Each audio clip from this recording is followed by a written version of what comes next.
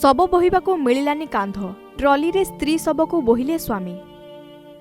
Base किछि दिन धरी विवाद घेर को आसीछि मयूरभंज जिला।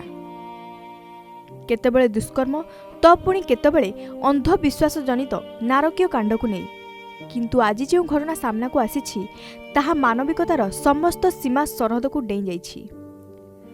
गरीबीर ताड़न स्त्रीर शब को ट्रली रे टाणी टाणी स्वामी नेउथुवा भली लज्जाजनक दृश्य।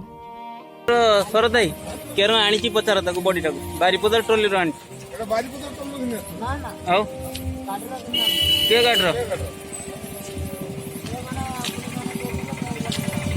केडर आणला एडी चळला सर्वरथ हां सर्वरथ जवानी मी आनी छने आनी के उर्मल राम की चले उर्मल काय छळले आ सटे हम ता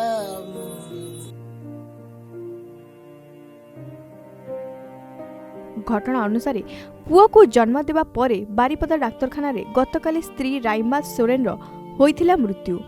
स्वर्गरथ मृतदेह को आनी उदला थाना उर्मल ग्रामर संपर्कीय घर निकट में पहुंचाइला, किंतु संपर्कीयर असहयोगरु हताश होई पड़िथिबा बेले निराश करिला स्वर्गरथ। मृतदेह को छाड़ी फेरी जाइथिला स्वर्गरथ।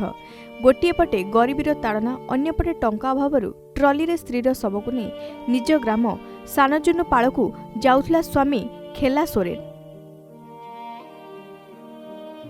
2 किलोमीटर अधिक रास्ता ट्रली रे स्त्रीर शब टाणी टाणी रास्ता रे नेबा परे अटकाई मानविकता को बुझुथिबा किछि लोक खबर देइथिले पुलिस को। घटनास्थल रे उदला पुलिस पहुंची गाड़ी रे शब पठाइबार व्यवस्था करिथिला। मयूरभंजरू घासीराम बेहेरा रिपोर्ट, ओएनए खबर। नुआ नुआ वीडियो देखिबा पई आम चैनल को सब्सक्राइब करंतु एवं साइड रे थिबा बेल आइकन को प्रेस करंतु।